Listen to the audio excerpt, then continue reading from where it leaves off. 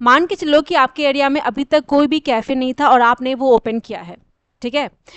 लेकिन कुछ दिनों के बाद क्या हुआ, आपका एक वहाँ पे कॉम्पिटिटर आ गया, उसने भी आप ही के बगल में वो कैफ़े सेम आप ही जैसा मिलता जुलता ओपन कर लिया। साथ में ही जो गवर्नमेंट है ना, उन्होंने भी क्या किया, जो कॉफ़ी का दाम है या फिर बीन्स जो हम बाहर से इंपोर्ट करते हैं उसको थोड़ा उस पर टैक्सेस वगैरह बढ़ा दिए। लेकिन इसके अलावा अभी भी ख़त्म नहीं हुई है बात, जो कस्टमर है उसका भी जो प्रेफरेंस है या टेस्ट है वो चेंज हो गया। कितनी सारी चीज़ें हो गई, आपने सोचा कुछ और था, हो कुछ और गया। ये सारी ही चीज़ें बताती हैं कि कैसे कोई भी बिजनेस अपने जो एनवायरनमेंट है उससे इतना ज़्यादा अफेक्ट होता है। हेलो, वेलकम और welcome back to my channel. आज हम पढ़ने वाले हैं मार्केटिंग और इसका जो भी एनवायरनमेंट है इसके बारे में, बहुत ही ब्रीफ में सब कुछ मैं यहाँ पे कवर करने वाली हूँ। वीडियो को एंड तक ज़रूर देखना और साथ में नोट्स भी बनाते चलना, ठीक है। सो चलिए स्टार्ट करते हैं। मार्केटिंग का मतलब ये नहीं है कि ये आइसोलेशन में काम करे, ठीक है। मार्केटिंग यूजुअली एक एक्टिविटी है जो कि बहुत सारे लोगों के बीच रह के परफॉर्म की जा सकती है। A business is influenced by various internal and external factors that shape in marketing decisions. ये जितने भी फैक्टर्स हैं ना, ये साथ में मिल करके इन्हें ही मार्केटिंग एनवायरनमेंट कहा जाता है, ठीक है। अब अगर डेफिनेशन की बात करें तो मार्केटिंग का डेफिनेशन क्या हुआ मार्केटिंग एनवायरनमेंट का, तो marketing environment consist of the factors and forces marketing environment consists of the factors and forces outside marketing that affect marketing management's ability to build and maintain successful relationship with target customers, ठीक है। Concept समझ गए तो आप ये भी लिख लोगे अब, ठीक है। अब अगर टाइप्स की बात करें, ये बहुत इंपॉर्टेंट है, इसके लिए प्लीज़ डिटेल में नोट्स यहीं से बना लो। मैंने डिटेल में यहाँ पे ऑलरेडी बनाया हुआ है और जो जो मैं बताऊंगी नेक्स्ट वो इंक्लूड ज़रूर कर लेना, ठीक है। अगर हम टाइप्स की बात करें तो जो मार्केटिंग एनवायरनमेंट है ना, बेसिकली इसको ब्रॉड दो कैटेगरीज में बांटा गया है। क्या क्या है वो, इंटरनल एंड एक्सटर्नल, ठीक है। एक्सटर्नल फर्दर डिवाइडेड है माइक्रो एंड मैक्रो में, ठीक है।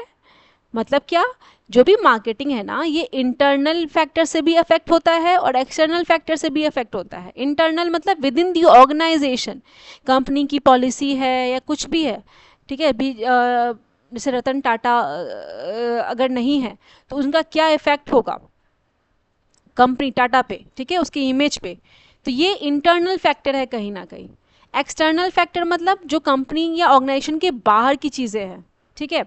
इंटरनल फैक्टर्स को कहीं ना कहीं थोड़ा बहुत कंट्रोल किया जा सकता है, एक्सटर्नल फैक्टर्स को थोड़ा मुश्किल है कंट्रोल करना। एक फिगर भी या एक डायग्राम के थ्रू भी आप इस चीज़ को दिखा सकते हो, ठीक है।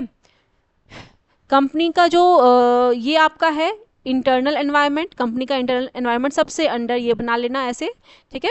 इसमें क्या आपने लिखा है, कंपनी की जो भी पॉलिसीज़ हैं, एम्प्लॉयज़ हैं, रिसोर्सेज हैं, ब्रांड इमेज है, ये सारा कंपनी का इंटरनल एनवायरनमेंट हुआ, ठीक है। उसके बाद फिर है एक्सटर्नल एनवायरनमेंट, ये एक्सटर्नल एनवायरनमेंट। उसके बाद एक्सटर्नल एनवायरनमेंट का एक और लेयर, ठीक है। ये दो लेयर्स हैं, ये एक्सटर्नल एनवायरनमेंट है।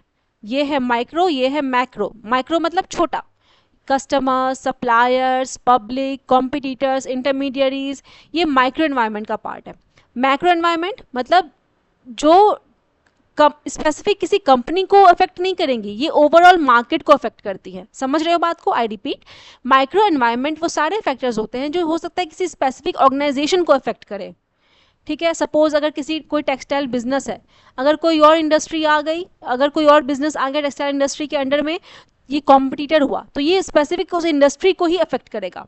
मैक्रो एनवायरनमेंट में ये ओवरऑल मार्केट को, पूरे कंट्री को ये अफेक्ट कर सकते हैं, पूरी इकोनॉमी को अफेक्ट कर सकते हैं ये। Is it clear? तो ये जो डायग्राम है इसको बना लो अपनी कॉपी में और फिर हम इसको एक्सप्लेन करेंगे अभी। अब बात करते हैं इंटरनल एनवायरनमेंट की। तो इंटरनल एनवायरनमेंट मतलब क्या, within the organisation and can be controlled, ठीक है। जैसे कंपनी की पॉलिसीज हो गई, एम्प्लॉयज़ हैं, अच्छा सेल्स टीम है, फाइनेंसेस हैं, अच्छा सोर्स ऑफ फाइनेंस है, आपका बजट कंट्रोल अच्छा है बजट पे अपने, ये सारे ही इंटरनल एनवायरनमेंट का पार्ट है। External environment that are outside factors influencing marketing decisions, ठीक है। अब इसमें कौन कौन सा मैंने बताया था, माइक्रो बताया था। तो माइक्रो का directly affect a company's ability to serve its customers. ठीक है, कंपनी, स्पेसिफिक कंपनी के बारे में मैंने बताया था ना, ये स्पेसिफिक कंपनी को अफेक्ट करता है। अब इसका जो ट्रिक है ना, क्योंकि इसमें आपको वैसे कस्टमर्स है, कॉम्पिटिटर्स है, आप कॉन्सेप्ट समझ जाओगे तो ये याद रहेगा, लेकिन अगर आपको लगे कि आप भूल सकते हो तो ये कर लेना, double C S I P. क्या है ये? Double C S I P. S I P पता है ना, इन्वेस्टमेंट प्लान होता है हाँ, उसी के आगे डबल सी लगा दो, double C S I P. C for customers, people who buy the product, उनका टेस्ट प्रेफरेंस चेंज हो जाए तो ये मार्केटिंग को अफेक्ट करता है।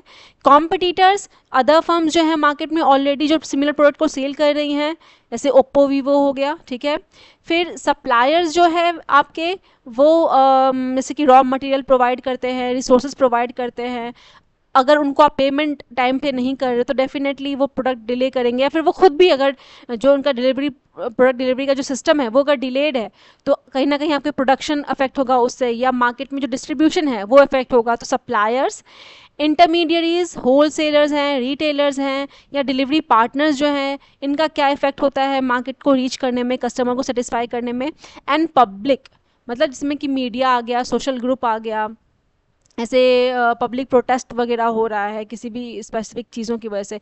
फूड फार्मर आजकल बहुत ज़्यादा फेमस है, फूड फार्मर, इनको यूट्यूब पे भी आप लोग सर्च कर लेना। इन्होंने बेसिकली बहुत सारे जितने भी आपके कंपनीज़ हैं उसके अगेंस्ट कहा है कि जो जो लेबल में चीज़ों को लिखते हैं ना, वो फ्रेश, जैसे फ्रेश टोमेटो केचप है तो वो एक्चुअली में फ्रेश टोमेटो से नहीं बना है, उसका नाम ही इन्होंने रख दिया है, ब्रांडिंग ही कर दी है फ्रेश टोमेटो, तो ये नाम है फ्रेश टोमेटो केचप, ना कि टोमेटो फ्रेश है। तो इस तरीके की जो चीज़ें होती है ना, ये पब्लिक क्या इमेज बन रही है किसी भी कंपनी की स्पेसिफिक मीडिया में, सोशल ग्रुप में, ये भी उस कंपनी के मार्केटिंग स्ट्रेटजी को, डिसीजन को अफेक्ट करती है। Is it clear? अभी बात करते हैं मैक्रो एनवायरनमेंट की। तो मैक्रो एनवायरनमेंट में आपका सारे फोर्सेस आ गए जो कि इनडायरेक्टली इफेक्ट करते हैं मार्केटिंग डिसीजंस को। ठीक है, ये ब्रॉडली है। अब ये पैसले, ये याद रखना, ये आपका शॉर्ट नोट्स आ सकता है, नहीं तो एमसीक्यू में पूछेंगे। ठीक है, पैसले, PESTLE, पैसले। पैसले means P for political, political environment, जैसे कि लॉ, रेगुलेशन, ट्रेड पॉलिसीज़ क्या है, इसमें कि FDI का रूल, GST। जैसे जब चाइना के साथ कुछ साल पहले क्या हुआ था, टिकटॉक को इंडिया में बैन कर दिया गया। ठीक है, अब आपको पता होगा कि बहुत सारे जो एडवर्टीजमेंट होते थे वो टिकटॉक इन्फ्लुएंसर्स के थ्रू भी होते थे। अब ये इफेक्ट हुआ कि अब टिकटॉक बैन हो गया तो टिकटॉक तो चलेगा नहीं, तो कहीं ना कहीं प्रमोशनल की जो स्ट्रैटेजी है वो थोड़ी चेंज करनी होगी। फिर है इकोनॉमिक। इकोनॉमिक मतलब इन्फ्लेशन होगा, किसी कंट्री की इकोनॉमिक पॉलिसीज़ या कंडीशंस जो भी है, इंटरेस्ट पॉलिसीज़, ये सारी चीज़ों से का इफेक्ट होता है। लाइक कोविड के टाइम में क्या हुआ था, कोविड के टाइम में आपका लोगों के पास अनएम्प्लॉयमेंट बहुत ज़्यादा था, उस टाइम लोगों को इनकम नहीं मिल रही थी, तो उसका असर देखने को मिला। जितने अमेजोन थे, उनका जो डिलीवरी सिस्टम था बहुत सारा फ्री करने लगे थे वो लोग, तो इसका इफेक्ट होता है। Is it clear? फिर आपका अगर कोई भी कंट्री में इन्फ्लेशन बहुत ज़्यादा है या अनएम्प्लॉयमेंट की कंडीशन है तो डिमांड पे भी असर पड़ेगा। ठीक है, इनडायरेक्टली इफेक्ट आएगा ही। फिर है सोशल। सोशल में आपका आ गया कल्चर, आ गया वैल्यूज़, आ गई ट्रेडिशन, आ गया, जिसमें फॉर एग्जांपल इतनी क्लोथ्स की जो डिमांड है वो एक सोशल एनवायरनमेंट का एग्जाम्पल है। टेक्नोलॉजिकल में अगर हम बात करें तो इनोवेशन या ऑटोमेशन इसमें आया। अगर UPI इंक्रीज़ हुआ है, आजकल सब लोग ऑनलाइन पेमेंट करना चाहते हैं, अगर आपने अपने यहाँ पे ऑनलाइन स्कैनर वगैरह नहीं रखा हुआ है पेमेंट के लिए तो डेफिनेटली जो कस्टमर्स है उसको प्रॉब्लम फेस करनी होगी, ये इसका पेन पॉइंट हो गया। तो ये जो है आपका टेक्नोलॉजिकल एनवायरनमेंट कहीं ना कहीं इफेक्ट करता है मार्केटिंग डिसीजंस को। फिर है लीगल एनवायरनमेंट में आपका कंज्यूमर प्रोटेक्शन के लॉज जो हैं, इंटेलेक्चुअल प्रॉपर्टी रूल्स हैं, IPR रेगुलेशन, सॉरी, जैसे कि शुगर बोर्ड इनिशिएटिव जो है, जो गवर्नमेंट ने लिया है CBSE स्कूल में, इसमें आपको पता ही होगा अगेन क्या कहा गया है कि जितना भी फूड है, जो CBSE स्कूल में जो कैंटीन होती है ना, जितना भी फूड है उसमें कितना कैलोरी है या उसमें क्या क्या इंग्रेडिएंट्स हैं, उन सबका बाहर में डिटेल बनाओ। ठीक है, कि बेसिकली एक हेल्थ, उसमें कितना शुगर इन्वॉल्व है फूड में, या ये सारी चीज़ों का इन्फॉर्मेशन होना चाहिए ताकि जो भी कंज्यूम कर उसको पता हो कि हम क्या इनटेक कर रहे हैं। ठीक है, ये आपका लीगल एक रूल बन गया है, तो ये लीगल एनवायरनमेंट का एग्जांपल हुआ। एनवायरमेंटल में आपका क्लाइमेट चेंज आ गया, जैसे कि आजकल लोग ज़्यादा ही इको फ्रेंडली हो रहे हैं, वैसी प्रोडक्ट्स को पसंद करते हैं। सस्टेनेबल मार्केटिंग स्ट्रेटजीज हो रही हैं, ban on plastic, electric vehicle अभी डिमांड में है। तो ये सारा ही एग्जाम्पल मैक्रो एनवायरनमेंट का है, जो डायरेक्टली किसी स्पेसिफिक कंपनी को तो इफेक्ट नहीं करता, ओवरऑल मार्केट को ज़रूर करता है। ठीक है, अब अगर कंक्लूजन की बात करें ना, तो कोई भी कंपनी को क्या है, इंटरनल और एक्सटर्नल दोनों ही एनवायरनमेंट को ही मॉनिटर करना पड़ता है। उसी के अकॉर्डिंग उसको अपनी स्ट्रेटजीज बनानी है, कॉम्पिटिटिव रहना है मार्केट के अंदर में, और कस्टमर की डिमांड्स को फुलफिल करना है। ठीक है, so thank you so much for watching. यहाँ पे हमने मार्केटिंग एनवायरनमेंट कवर किया है। नेक्स्ट वीडियो में कंज्यूमर बिहेवियर पे आएंगे। और अगर वीडियो पसंद आई हो तो वीडियो को लाइक करना, चैनल को सब्सक्राइब करना, नीचे कमेंट करना, और नीचे आप ज़रूर बताना कि आप कौन सी कॉलेज से हो बिहार से। ठीक है, thank you so much for watching.